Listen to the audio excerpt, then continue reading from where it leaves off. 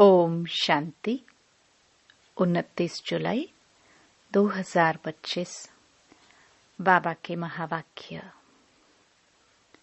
मीठे बच्चे, इस शरीर की वैल्यू तब है जब इसमें आत्मा प्रवेश करे, लेकिन सजावट शरीर की होती, आत्मा की नहीं। प्रश्न: तुम बच्चों का फर्ज क्या है? तुम्हें कौन सी सेवा करनी है? उत्तर: तुम्हारा फर्ज है अपने हमजिन्स को नर से नारायण, नारी से लक्ष्मी बनने की युक्ति बताना। तुम्हें अब भारत की सच्ची रूहानी सेवा करनी है। तुम्हें ज्ञान का तीसरा नेत्र मिला है, तो तुम्हारी बुद्धि और चलन बड़ी रिफाइन होनी चाहिए। किसी में मोह जरा भी ना हो। गीत। नयनहीन को राह दिखाओ। ओम शांति। डबल शांति। तुम बच्चों को रेस्पॉन्ड करना चाहिए। ओम शांति। हमारा स्वधर्म है शांति। तुम अभी शांति के लिए थोड़े ही कहाँ जाएंगे। मनुष्य मन की शांति के लिए साधु संतों के पास भी जाते हैं ना। अब मन बुद्धि तो हैं आत्मा के ऑर्गन्स। जैसे यह शरीर के ऑर्गन्स हैं, वैसे मन, बुद्धि और चक्षु। अब चक्षु जैसे यह नयन है, वैसे वह नहीं है। कहते हैं, हे प्रभु, नयनहीन को राह बताओ। अब प्रभु व ईश्वर कहने से वह बाप का लव नहीं आता है।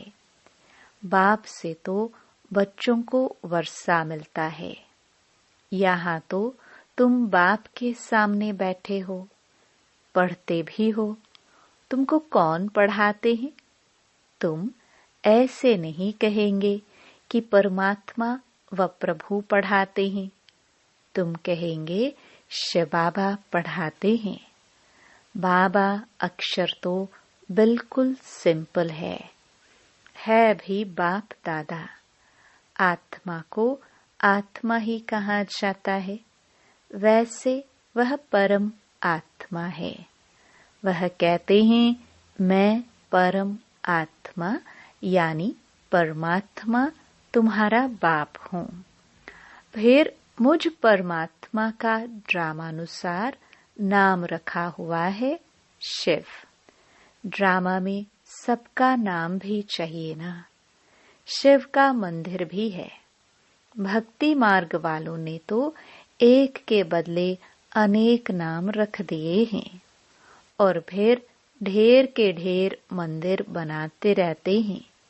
चीज एक ही है। सोमनाथ का मंदिर कितना बड़ा है, कितना सजाते हैं। महलों आदि की भी कितनी सजावट रखते हैं। आत्मा की तो कोई सजावट नहीं है, वैसे परम आत्मा की भी सजावट नहीं है। वह तो बिंदी है। बाकी जो भी सजावट है वह शरीर की है। बाप कहते हैं, ना हमारी सजावट है, ना आत्माओं की सजावट है। आत्मा है ही बिंदी। इतनी छोटी बिंदी तो कुछ पाठ बजा ना सके। वह छोटी सी आत्मा शरीर में प्रवेश करती है तो शरीर की कितने प्रकार की सजावट होती है। मनुष्यों के कितने नाम हैं। किंग क्वीन की सजावट कैसे होती है। आत्मा तो सिंपल बिंदी है। अभी तुम बच्चों ने ये भी समझा है, आत्मा ही ज्ञान धारण करती है। बाप कहते हैं, मेरे में भी ज्ञान है ना। शरीर में थोड़े ज्ञान होता है, मुझ आत्मा में ज्ञान है। मुझे यह शरीर लेना पड़ता है तुमको सुनाने के लिए। शरीर बिगर तो तुम सुन ना सको। अब यह गीत बनाया है, नयनहीन को राह बताओ। क्या शरीर को राह बतानी है? नहीं, आत्मा को। आत्मा ही पुकारती है। शरीर को तो 2 नेत्र हैं, 3 तो हो ना सके। तीसरे नेत्र का यहाँ मस्तक में तिलक भी देते हैं। कोई सिर्फ बिंदी मुआफिक देते हैं, कोई लकीर निकालते हैं। बिंदी तो है आत्मा, बाकी ज्ञान का तीसरा नेत्र मिलता है। आत्मा को पहले यह ज्ञान का तीसरा नेत्र नहीं था। कोई भी मनुष्य मात्र को यह ज्ञान नहीं है, इसलिए ज्ञान नेत्रहीन कहा जाता है। बाकी यह आंखें तो सबको हैं। सारी दुनिया में कोई को यह तीसरा नेत्र नहीं है। तुम हो सर्वोत्तम ब्राह्मण कुल के। तुम जानते हो भक्ति मार्ग और ज्ञान मार्ग में कितना फर्क है। तुम रचता और रचना के आदि मध्य अंत को जानकर चक्रवर्ती राजा बनते हो। जैसे ICS वाले भी बहुत ऊंच पद पाते हैं, परंतु यहाँ कोई पढ़ाई से MP आदि नहीं बनते हैं। यहाँ तो चुनाव होते हैं, ओट्स पर MP आदि बनते हैं। अभी तुम आत्माओं को बाप की श्रीमत मिलती है, और कोई भी ऐसे नहीं कहेंगे कि हम आत्मा को मत देते हैं। वह तो सब हैं देह अभिमानी। बाप ही आकर देही अभिमानी बनना सिखलाते हैं। सब हैं देह अभिमानी। मनुष्य शरीर का कितना भपका रखते हैं। यहाँ तो बाप आत्माओं को ही देखते हैं। शरीर तो विनाशी, वर्थ नॉट अ पेनी है। जानवरों की तो फिर भी खाल आदि बिकती है। मनुष्यों का शरीर तो कोई काम में नहीं आता। अब बाप आकर वर्थ पाउंड बनाते हैं। तुम बच्चे जानते हो कि अभी हम सो देवता बन रहे हैं, तो यह नशा छड़ा रहना चाहिए। परंतु यह नशा भी नंबरवार पुरुषार्थ अनुसार रहता है। धन का भी नशा होता है ना। अभी तुम बच्चे बहुत धनवान बनते हो।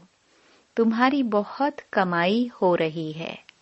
तुम्हारी महिमा भी अनेक प्रकार की है।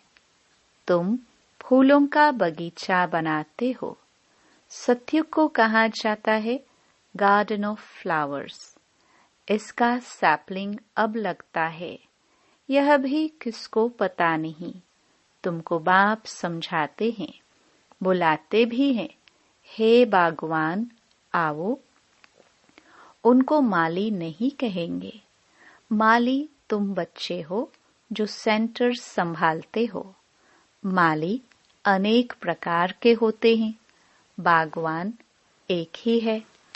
मुगल गार्डन में माली को पगार भी इतना बड़ा मिलता होगा ना। बगीचा ऐसा सुंदर बनाते हैं जो सब देखने आते हैं। मुगल लोग बहुत शौकीन होते थे। उनकी स्त्री मरी तो ताजमहल बनाया। उनका नाम चला आता है। कितने अच्छे अच्छे यादगार बनाए हैं। तो बाप समझाते हैं मनुष्य की कितनी महिमा होती है। मनुष्य तो मनुष्य ही हैं। लड़ाई में ढेर के ढेर मनुष्य मरते हैं। फिर क्या करते हैं? गासलेट पेट्रोल डाल खलास कर देते हैं। कोई तो ऐसे ही पड़े रहते हैं। दफन थोड़े ही करते हैं। कुछ भी मान नहीं। तो अब तुम बच्चों को कितना नारायणी नशा चढ़ना चाहिए। यह है विश्व के मालिक बने का नशा। सत्य नारायण की कथा है तो जरूर नारायण ही बनेंगे। आत्मा को ज्ञान का तीसरा नेत्र मिलता है। देने वाला है बाप। तीजरी की कथा भी है। इन सब का अर्थ बाप बैठ समझाते हैं। कथा सुनाने वाले कुछ भी नहीं जानते। अमर कथा भी सुनाते हैं। अब अमरनाथ पर कहाँ दूर दूर जाते हैं। बाप तो यहाँ आकर सुनाते हैं। ऊपर तो सुनाते नहीं है। वहाँ थोड़ी पार्वती को बैठ अमर कथा सुनाई। यह कथाएं आदि जो बनाई है यह भी ड्रामा में नोंद है। फिर भी होगा। बाप बैठ तुम बच्चों को भक्ति और ज्ञान का कॉन्ट्रास्ट बताते हैं। अभी तुमको ज्ञान का तीसरा नेत्र मिला है। कहते हैं ना, हे प्रभु अंधों को राह बताओ। भक्ति मार्ग में पुकारते हैं। बाप आकर तीसरा नेत्र देते हैं, जिसका कोई को पता नहीं है सिवाय तुम्हारे। ज्ञान का तीसरा नेत्र नहीं है तो कहेंगे चूंचा धुंधकारी। आंखें भी कोई की कैसी होती है ना। कोई की बहुत शोभावान आंखें होती है। फिर उस पर इनाम भी मिलता है। फिर नाम रखते हैं मिस इंडिया, मिस फलानी। तुम बच्चों को अब बाप क्या से क्या बनाते हैं। वहां तो नेचुरल ब्यूटी रहती है। श्री कृष्ण की इतनी महिमा क्यों है? क्योंकि सबसे जास्ती ब्यूटीफुल बनते हैं। नंबर 1 में कर्मातीत अवस्था को पाते हैं। इसलिए नंबर 1 में गायन है। यह भी बाप बैठ समझाते हैं। बाप बार बार कहते हैं, बच्चे मन मना भव। हे आत्माएं अपने बाप को याद करो। बच्चों में भी नंबरवार तो है ना। लौकिक बाप को भी समझो। 5 बच्चे हैं। उनमें जो बहुत सयाना होगा उनको नंबर 1 रखेंगे। माला का दाना हुआ ना, कहेंगे यह दूसरा नंबर है, यह तीसरा नंबर है। एक जैसी कभी नहीं होते हैं। बाप का प्यार भी नंबरवार होता है। वह है हद की बात। यह है बेहद की बात। जिन बच्चों को ज्ञान का तीसरा नेत्र मिला है उनकी बुद्धि और चलन आदि बड़ी रिफाइन होती है।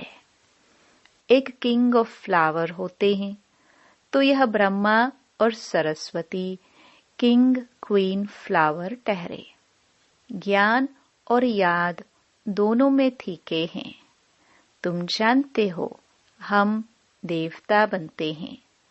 मुख्य 8 रतन बनते हैं।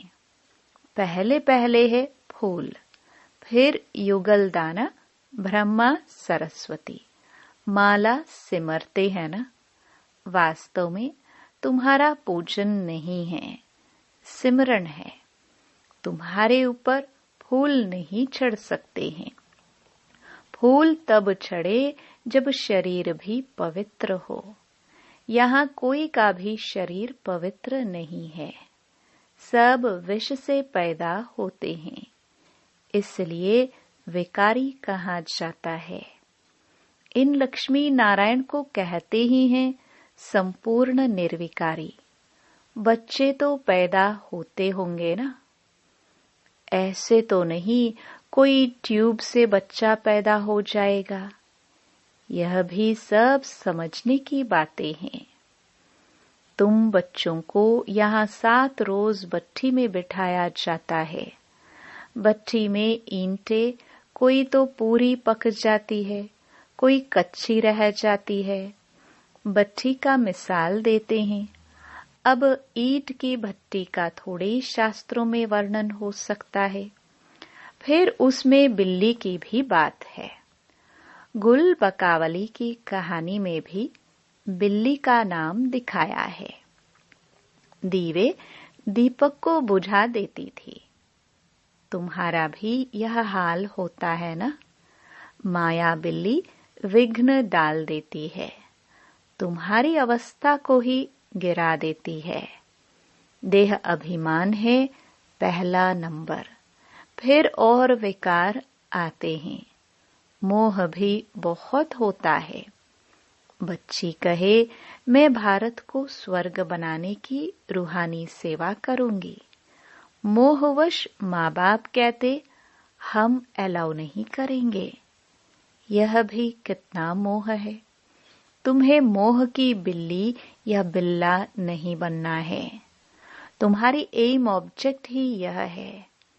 बाप आकर मनुष्य से देवता, नर से नारायण बनाते हैं। तुम्हारा भी फर्ज है अपने हमजिन्स की सेवा करना, भारत की सर्विस करना। तुम जानते हो हम क्या थे, क्या बन गए हैं। अब फिर पुरुषार्थ करो राजों का राजा बनने के लिए। तुम जानते हो हम अपना राज्य स्थापन करते हैं, कोई तकलीफ की बात नहीं। विनाश के लिए भी ड्रामा में युक्ति रची हुई है। आगे भी मुसलों से लड़ाई लगी थी। जब तुम्हारी पूरी तैयारी हो जाएगी, सब फूल बन जाएंगे, तब विनाश होगा। कोई किंग ऑफ फ्लावर है, कोई गुलाब, कोई मोतिया है। हर एक अपने को अच्छी रीति समझ सकते हैं कि हम अक हैं व फूल हैं। बहुत हैं जिनको ज्ञान की कुछ धारणा नहीं होती है। नंबरवार तो बनेंगे ना, या तो बिल्कुल हाईएस्ट या तो बिल्कुल लोएस्ट। राजधानी यहाँ ही बनती है। शास्त्रों में भी दिखाया है, पांडव गल मरे। फिर क्या हुआ कुछ भी पता नहीं। कथाएं तो बहुत बनाई हैं, ऐसी कोई बात है नहीं। अभी तुम बच्चे कितने स्वच्छ बुद्धि बनते हो। बाबा तुमको बहुत पुकार से समझाते रहते हैं, कितना सहज है। सिर्फ बाप को और वर्षे को याद करना है। बाप कहते हैं, मैं ही पतित पावन हूँ। तुम्हारी आत्मा और शरीर दोनों पतित हैं। अब पावन बनना है। आत्मा पवित्र बनती है तो शरीर भी पवित्र बनता है। अभी तुमको बहुत मेहनत करनी है। बाप कहते हैं, बच्चे बहुत कमजोर हैं, याद भूल जाती है। बाबा खुद अपना अनुभव बताते हैं। भोजन पर याद करता हूँ। शिव बाबा हमको खिलाते हैं, फिर भूल जाते हैं, फिर स्मृति में आता है। तुम्हारे में भी नंबरवार पुरुषार्थ अनुसार है। कोई तो बंधन मुक्त होते हुए भी फिर फंस मरते हैं। धर्म के भी बच्चे बना देते हैं। अभी तुम बच्चों को ज्ञान का तीसरा नेत्र देने वाला बाप मिला हुआ है।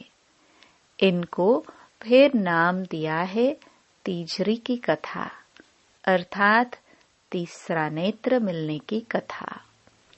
अब तुम नास्तिक से आस्तिक बनते हो।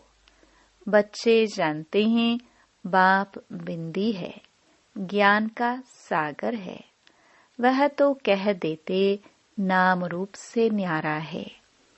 अरे ज्ञान का सागर तो जरूर ज्ञान सुनाने वाला होगा ना। इनका रूप भी लिंग दिखाते हैं, फिर उनको नाम रूप से न्यारा कैसे कहते। सैकड़ों नाम रख दिए हैं। बच्चों की बुद्धि में ये सारा ज्ञान अच्छी रीति रहना चाहिए। कहते भी हैं परमात्मा ज्ञान का सागर है। सारा जंगल कलम बनाओ तो भी अंत नहीं हो सकता है। अच्छा,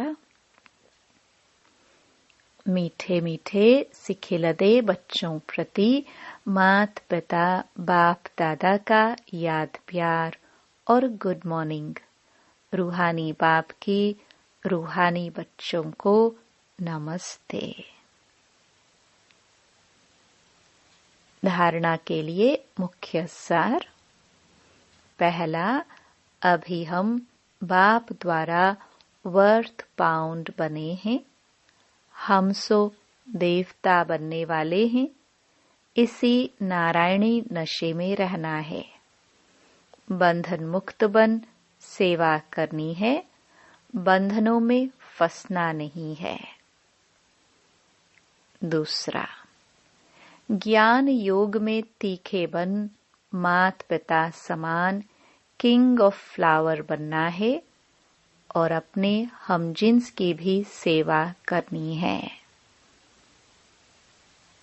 वरदान, अपने सर्व खजानों को अन्य आत्माओं की सेवा में लगाकर सहयोगी बनने वाले सहज योगी भव। सहज योगी बनने का साधन है सदा अपने को संकल्प द्वारा, वाणी द्वारा और हर कार्य द्वारा विश्व की सर्व आत्माओं के प्रति सेवाधारी समझ सेवा में ही सब कुछ लगाना। जो भी ब्राह्मण जीवन में शक्तियों का, गुणों का, ज्ञान का व श्रेष्ठ कमाई के समय का खजाना बाप द्वारा प्राप्त हुआ है, वह सेवा में लगाओ, अर्थात सहयोगी बनो, तो सहज योगी बन ही जाएंगे। लेकिन सहयोगी वही बन सकते हैं जो संपन्न है। सहयोगी बनना अर्थात महादानी बनना।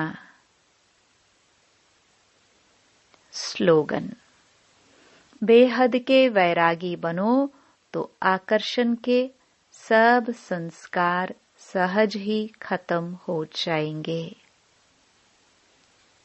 अव्यक्त इशारे, संकल्पों की शक्ति जमा कर श्रेष्ठ सेवा के निमित्त बनो। जैसे अपने स्थूल कार्य के प्रोग्राम को दिनचर्या प्रमाण सेट करते हो, ऐसे अपनी मनसा समर्थ स्थिति का प्रोग्राम सेट करो तो संकल्प शक्ति जमा होती जाएगी। अपने मन को समर्थ संकल्पों में बिजी रखेंगे तो मन को अपसेट होने का समय ही नहीं मिलेगा। मन सदा सेट अर्थात एकाग्र है तो स्वतः अच्छे वाइब्रेशन फैलते हैं, सेवा होती है। ओम शांति।